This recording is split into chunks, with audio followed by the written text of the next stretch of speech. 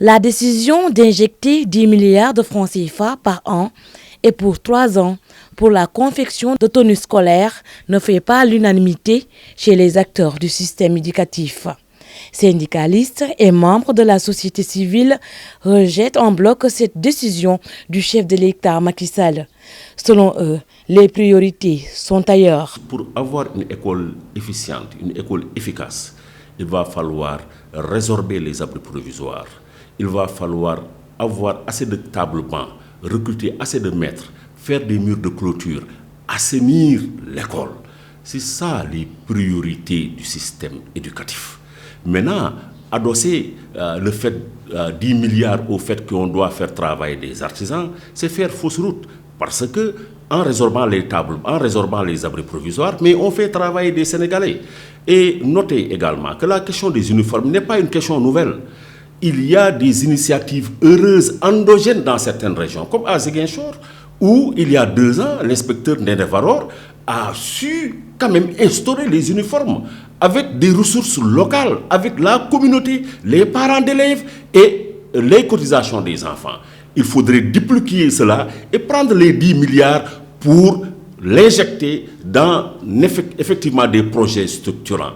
C'est pourquoi nous demandons à l'État du Sénégal de pouvoir cibler les priorités et de laisser l'initiative aux inspections d'académie, aux inspections départementales, aux associations des parents d'élèves, l'opportunité de régler la question des blouses. Donc nous ne sommes pas d'accord pour cela. Parce que ça peut être également la boîte de Pandore où, naturellement, il y a une perspective d'enrichir des gens, où c'est des marchés qui vont produire du n'importe quoi, passez-moi l'expression.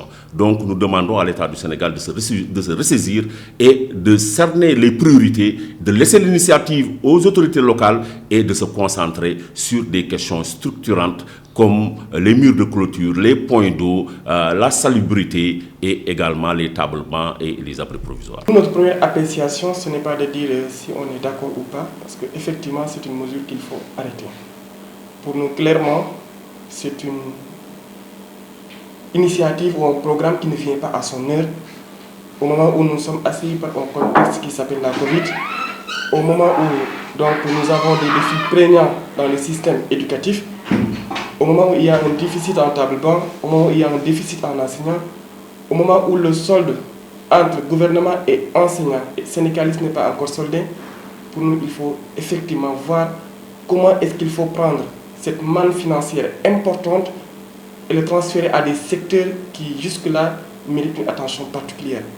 Et pour nous, la période des vacances constitue une opportunité importante pour pouvoir adresser toute cette question et faire des écoles des endroits salubres, des endroits sûrs et sécurisés pour que la rentrée scolaire, les écoles puissent être en norme. Alors, ce que nous comptons faire, c'est justement de dénoncer cette mesure-là. C'est justement de porter le plaidoyer pour que ce programme-là ne puisse pas prospérer. C'est également de porter le plaidoyer pour que justement cette somme importante qui devrait être allouée à ce programme-là puisse être transférée sur des secteurs beaucoup plus prégnants du système éducatif qui méritent une attention particulière. Ce que nous comptons faire, c'est justement de profiter des périodes de vacances pour pouvoir adresser tous les acteurs du système éducatif, les inviter à adresser ensemble les problématiques auxquelles le système éducatif est gangréné.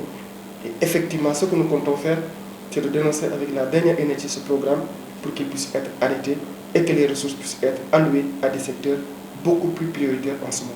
Interpellés sur la question, les parents d'élèves qui ont émis quelques réserves, selon eux, cette décision du chef de l'État Macky Sall doit être suivie de près par des comités qui vont s'assurer de la supervision des résultats. On a l'habitude de dire le bissap est tiré, il faut le boire. Donc la décision, si elle est irrévocable, nous demandons tout simplement que des comités de gestion relatifs à ces achats soient mis en place et que la communauté éducative, et particulièrement les parents d'élèves, et les organisations de la société civile puissent être présents.